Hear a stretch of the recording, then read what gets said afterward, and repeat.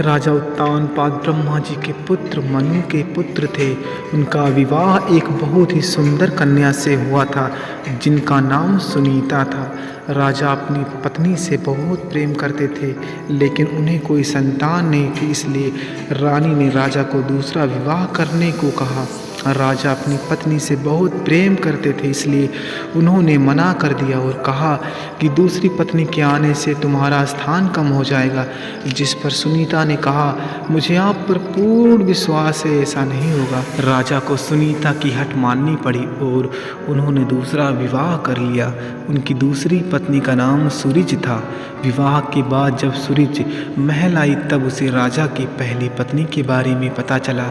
यह जानने के बाद सूरज ने उत्तानपाद से कहा, जब तक आपकी पहली पत्नी वन प्रस्थान नहीं करेगी वो महल में प्रवेश नहीं करेगी। यह सुनकर सुनीता स्वयं ही राजमहल त्याग कर वन में रहने चली गई। कुछ समय बाद राजा शिकार के लिए वन में जाते हैं और घायल हो जाते हैं। यह बात जब सुनीता को पता चलती है तो वो राजा को अपनी कुटिया में लाकर उनका उपचार करती है। राजा कई दिनों तक अपनी पहली पत्नी के साथ रहते हैं। उस दौरान सुनीता गर्भवती हो जाती है और उन्हें पुत्र रत्न की प्राप्ति होती है जिसका नाम ध्रुव रखा जाता है, जिसके बारे में राजा को ज्ञात नहीं रहता। कुछ दिनों बाद राजा अपने महल चले जाते हैं। वहाँ भी रानी सुरुचि को पुत्र रत्न की प्राप्ति होती है जिसका नाम उत्तम रखा जाता है। कुछ समय बाद राजा उत्तानपाद को ध्रुव के बारे में पता चलता है। वो रानी सुनीता को महल में आने का आग्रह करते हैं, लेकिन वो नहीं आती।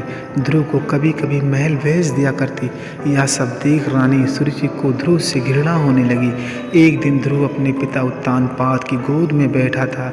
यह देख रानी सुरुचि को क्रोध आ जाता है और वो उसे धक्का देकर अपशब्द कहती है और उसे छोड़ी हुई स्त्री का पुत्र कहकर अपमानित करती है। नन्हा ध्रुव कुटिया में आकर माँ को पूरी घटनाक्रम सुनाता है। तब माता सुनीता उसे समझाती है, बेटा अगर कोई बुरा कहे तो उसके बदले में उसे बुरा मत कहो, इससे तुम्हें ही हानि होगी। अगर तुम अपने पिता की गोद में सम्मान बैठना चाहते हो तो भगवान विष्णु की उपासना करो, वो जगत पिता है। अगर बैठना है तो उनकी गोद में बैठो। बालक ध्रुव के मन में यह बात बैठ जाती है और वह यही भाव लिए यमुना तट पर नहाने जाता है। वहाँ उसकी मनोदशा जानकर नारद मुनि आते हैं और वो ध्रुव को भगवान की भक्ति की विधि बताते हैं, जिसे जानने के बाद ध्रुव कठोर तपस्या में लीन हो जाता है। कई महीनों तक खड़े होकर तपस्या करता है। कभी जल में तपस्या करता है तो कभी एक उंगली पर खड़े रहकर निरंतर ओम नमो वासुदेवाय का जाप पूरे ब्रह्मांड में गूंजने लगता है। नन्हे से बालक की इस घोर तपस्या को देख भगवान उसे दर्शन देते हैं। बालक ध्रुव भाव विभोर उठता है और कहता है, मुझे माता पिता की गोद में बैठने नहीं देती। मेरी माँ कहती है कि आप इस सृष्टि के पिता हैं, अतः मुझे आपकी गोद में बैठना है। भगवान उसकी इच्छा पूरी करते हैं और उसे तारा बनने का आशीर्वाद देते हैं, जो कि सप्त ऋषियों में भी ज़्यादा श्रेष्ठ होगा।